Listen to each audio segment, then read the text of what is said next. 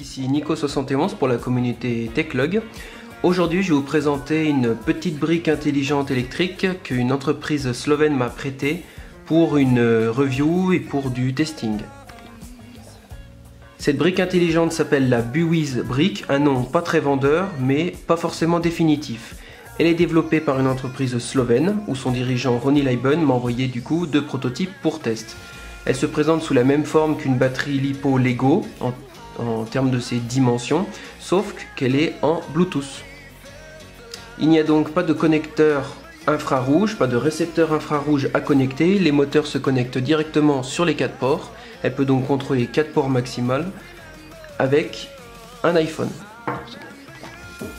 Comme la brique est en Bluetooth, il n'y a donc pas de récepteur infrarouge, on connecte directement les 4 moteurs sur les 4 ports dédiés. Ça permet notamment d'alléger la solution technologique puisque Lego propose une batterie avec 2 récepteurs infrarouges. La S-Brick est bien plus petite que le modèle ici, mais nécessite quand même une alimentation. Un très bon point que je trouve est que cette batterie se recharge avec un classique port USB micro USB. Donc on peut la recharger avec un chargeur de tablette, de téléphone ou via le port USB de n'importe quel ordinateur. Et ça permet surtout de ne pas avoir un connecteur propriétaire, de ne pas avoir à acheter un chargeur secteur comme pour la batterie LiPo, qui en plus est hors de prix pour ce que c'est. Donc ça c'est une très bonne nouvelle. Au niveau des capacités, via les moteurs, on retrouve les mêmes capacités qu'avec une batterie LiPo, en termes de voltage ou d'ampérage. Je ne sais pas si la brique intègre des coupures si on vient trop à forcer, mais elle est donnée déjà pour 4 moteurs, incluant si on veut des moteurs RC. Mais je ne sais pas combien exactement. Comme je l'ai dit précédemment, cette brique fonctionne avec un smartphone. Pour l'instant, ils ont développé une application simple sous iOS, mais travaillent aussi conjointement sur l'application Android. Bien sûr, on espère que ça ne va pas faire comme la S-Brick qui a un peu abandonné l'idée de développer sous Android, parce qu'évidemment c'est quand même plus dur du fait de la compatibilité des différentes versions de smartphones en fonction des fabricants, des versions du BLE Bluetooth. Du coup, ça c'est une très bonne chose qu'ils n'abandonnent pas ça, puisqu'ils se rendent compte que pratiquement 70% du marché ici est sous Android. Aujourd'hui, on teste donc la version smartphone sous iOS. Pour ça, on a une application relativement simple. On dit quelle S-Brick on veut contrôler, donc on l'allume avec le bouton. On scanne, elle est automatiquement détectée.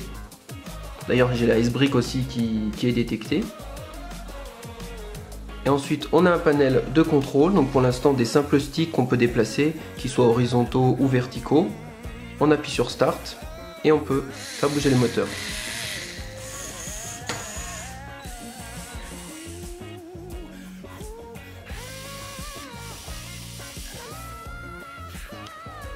On a un mode de fonctionnement un petit peu plus étendu, notamment dans les paramètres, où on peut dire chaque channel, chaque moteur, qu'est-ce que c'est? Est-ce que c'est un servomoteur? Est-ce que c'est un moteur classique? Est-ce qu'on veut positionner de manière horizontale ou verticale les curseurs? Est-ce qu'on veut que ça soit lié aux accéléromètres? Pour l'instant, il y en a 2. Donc là-dessus, c'est un petit peu poussé, tout en restant assez simple. Il n'y a pas d'interface dédiée, on a que des curseurs avec pour l'instant un mode debug où on voit les ampérages qui sont consommés. Par contre, on a un mode fast, où là j'ai l'impression que les moteurs tournent beaucoup plus vite. Donc peut-être une extension de 9 à voire 12 volts.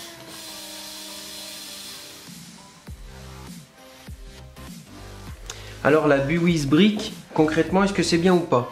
Eh bien clairement oui, je trouve que c'est une très bonne idée. J'aime bien le fait qu'elle soit rechargeable avec un micro USB classique. Elle est la forme d'une batterie LiPo, donc très compacte. Les moteurs se connectent directement dessus, donc ça c'est un très bon point au niveau de la compacité. Par exemple, si on fait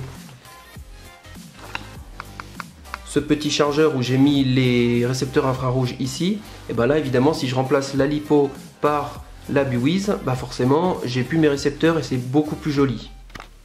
Au niveau de l'interface sous iOS, ça marche relativement bien. il n'y a pas trop de problèmes. J'espère qu'ils vont développer une application sur Android qui fonctionnera aussi bien. Je ne souhaite pas qu'il y ait des profils différents, plein de choses différentes comme l'Icebrick, qui est parti vraiment dans des trucs beaucoup trop compliqués. J'espère qu'ils vont arriver à faire quelque chose de fiable et qui marche avec tous les smartphones. Pour avoir discuté avec Ronnie Lieben via Skype, il me dit que c'est très compliqué sous Android à cause des différentes marques, différents fabricants de portables, les différentes versions de Android et en fait aussi les différentes versions du BLE, le contrôleur de Bluetooth. Donc j'espère qu'ils vont vraiment réussir à faire ça parce que comme je lui ai dit, la majorité des gens qui ont acheté une Icebrick sont très déçus à cause de ça. Et pour moi la Icebrick c'est clairement une arnaque là-dessus. Même si bien sûr les deux Icebrick je les ai eu gratuites parce que j'ai pas pledgé, j'étais plutôt testeur. Ces choses-là, j'espère vraiment qu'ils vont faire une suite software qui soit vraiment bien. Le hardware est bon, tout comme l'Icebrick, le software se doit d'être bien meilleur que ça. Pour la suite, j'espère qu'ils vont étendre la possibilité de contrôle via des manettes Bluetooth. Donc moi j'aimerais vraiment pouvoir contrôler mes créations avec ce genre de choses. Je trouve que la sensibilité des sticks et des différents boutons c'est bien mieux que du tactile. Pour les créations, Lego fait un très bon truc avec ça, même si l'infrarouge a quand même beaucoup de problèmes de portée et de finesse dans les contrôles. Donc je pense que là avec une manette de jeux vidéo on a de quoi faire quelque chose de vraiment bon. Ensuite je trouve que c'est vraiment une très bonne chose qu'il y ait de plus en plus de sociétés qui fassent du hardware pour les Lego.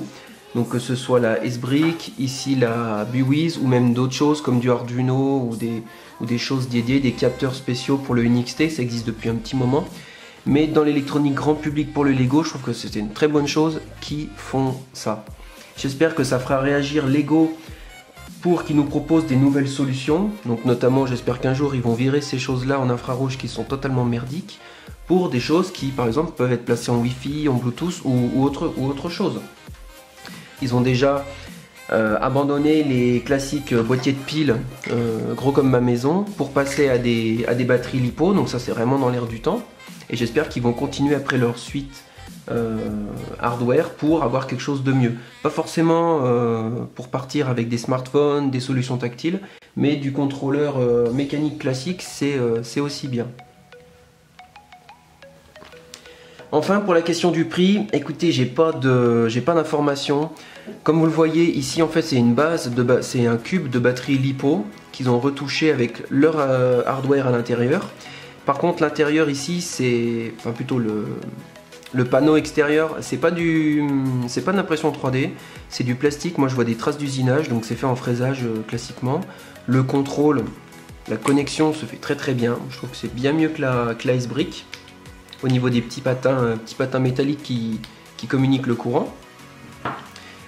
Au niveau du prix, je pense que si on est sur la base d'une batterie LiPo, donc qui est relativement déjà chère, entre 60 et 70 € je crois sur le Shop-Atom chez Lego, plus un contrôleur dédié Bluetooth à l'intérieur, quand on voit qu'une pauvre Icebrick coûte dans les 40 €, mais c'est de l'injection plastique, je pense que ceci, on peut l'espérer peut-être à moins de 100 €, mais à mon avis on sera dans le créneau des 100 €.